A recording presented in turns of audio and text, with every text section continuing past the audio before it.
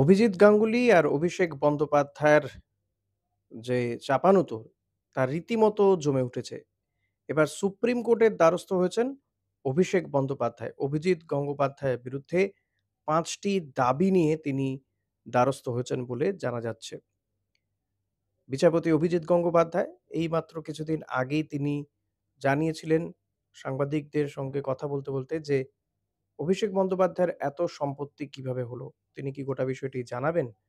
কোনো মাধ্যমে সোশ্যাল মিডিয়ায় হোক, কোনো আ অন্য কোনো মাধ্যমে তিনি কি জানাবেন? হলফনামা দিয়ে হোক বা মূলত তিনি চাইছিলেন যে পাবলিক ডোমেইন এ অভিষেক বন্দ্যোপাধ্যায়ের এই সম্পত্তির উৎস, কত সম্পত্তি তার, কি করে হলো? এটা কি তিনি জানাবেন? সে দাবি রেখেছিলেন।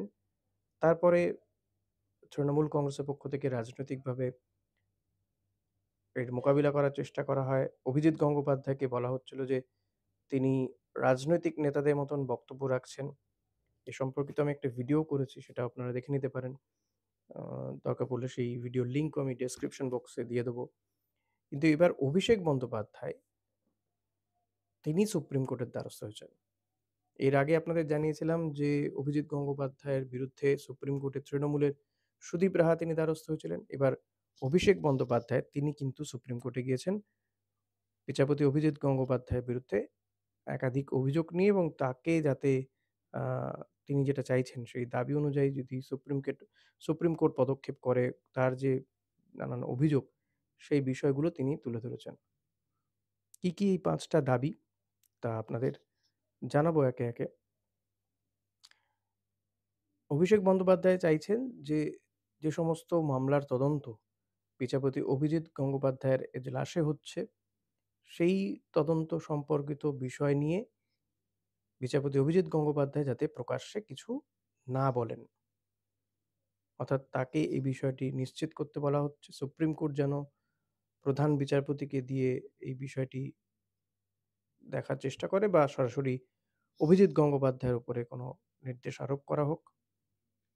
তিনি যেন সংবাদ মাধ্যমের সঙ্গে কথা না বলেন বিচারাধীন বিষয় নিয়ে এবং তার এজলাসে যে সমস্ত মামলাগুলি হচ্ছে তা যেন অন্য কোনো বেঞ্চে পাঠিয়ে দেওয়া হয়। এর আগে আমরা দেখেছি যে বিচারপতি অমৃতা সিনহার বেঞ্চে পাঠানো হয়েছিল সেই মামলা, বেশ কিছু মামলা। উম এক্ষেত্রেও তেমনটা দাবি করা হয়েছে। পাশাপাশি বিচারপতি অভিজিৎ গঙ্গোপাধ্যায় যেন কোনোভাবেই মুখ না খুলেন বিচারাধীন বিষয়গুলো নিয়ে, সেটাও যাতে সুপ্রিম কোর্ট দেখে, তাতে তদন্ত প্রভাবিত হতে পারে, এমনটা দাবি করা হচ্ছে অভিষেক বন্দ্যোপাধ্যায়ের পক্ষ থেকে। এবং অভিযোগ করে বলা হচ্ছে যে অভিজিৎ গঙ্গোপাধ্যায় এমন কিছু বক্তব্য রাখছেন, যার থেকে তদন্ত কিন্তু প্রভাবিত হতে পারে বলে তারা মনে করছেন। তো সে কারণেই তাদের এই দাবি যে বিচারপতি অভিজিৎ গঙ্গোপাধ্যায়কে এক্ষেত্রে সেন্সর করা হোক। কার্যত আরকি সেন্সর কথাটা আমি উল্লেখ করলাম। কার্যত সেরকমটাই ৫ টি দাবি করেছেন অভিষেক বন্দ্যোপাধ্যায়। এক্ষেত্রে ৫ টি দাবি যদি আপনাদেরকে আরেকবার একটু আমি মনে করিয়ে দিই কি ৫ টি দাবি? শুনুন।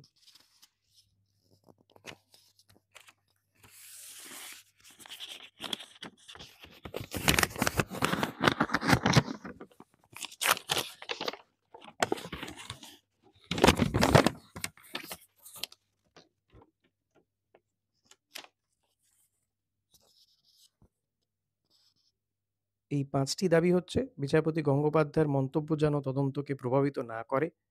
বিচারাধীন বিষয় নিয়ে মন্তব্যের জন্য বিচারপতির বিরুদ্ধে ব্যবস্থা নেওয়া হোক। বিশেষ বেঞ্চ গঠন করুক হাইকোর্টের প্রধান বিচারপতি। গঠন করুন তিনি বিশেষ বেঞ্চ। পাশাপাশি বিচারপতি যেন বিচারাধীন বিষয় নিয়ে মন্তব্য না করেন। শীর্ষ আদালত যা উচিত মনে করবে সেই নির্দেশ দেওয়া হোক। অর্থাৎ সবকিছু দাবি-টাবি করেও অভিষেক বন্দ্যোপাধ্যায় শেষমেশ সুপ্রিম কোর্টেই বল ঠেলে দিয়েছেন যে এই সমস্ত অভিযোগ দাবি-দাওয়া শুনে দেশের শীর্ষ আদালত যা মনে করবে সেটাই যেন করতে পারে। ফলত অত্যন্ত গুরুত্বপূর্ণ এই বিষয়টি হয়ে উঠছে এবং বিচারপতি অভিজিৎ গঙ্গোপাধ্যায়ের সঙ্গে অভিষেক বন্দ্যোপাধ্যায় এই যে দুজনের মধ্যে কোথাও গিয়ে কিন্তু এই যে বাকবিতণ্ডা বা একে অপরের বিরুদ্ধে, যদিও অভিষেক বন্দ্যোপাধ্যায় কিন্তু খোলা মঞ্চে কোনো ধরনের মন্তব্য করেননি এখনো পর্যন্ত বিচারপতির বিরুদ্ধে। কিন্তু বিচারপতি তিনি রাস্তায় নেমে রীতিমতো সংবাদ মাধ্যমের সামনে নানান ধরনের মন্তব্য করছেন, যা নিয়ে চাপানোতর চলছে। আইন আইনজ্ঞ মহলে, রাজনৈতিক মহলে নানান বক্তব্য পাওয়া যাচ্ছে। এবার তাই কার্যত, কার্যত সেন্সর করার দাবি জানানো হয়েছে বিচারপতি অভিজিৎ গঙ্গোপাধ্যায়কে, যাতে তিনি কোনোভাবে এই বিষয়গুলো নিয়ে প্রকাশ্যে কিছু না বলেন, সেটা যেন সুপ্রিম কোর্ট দেখে, সেই দাবি করা হয়েছে অভিষেক বন্দ্যোপাধ্যায়ের পক্ষ থেকে।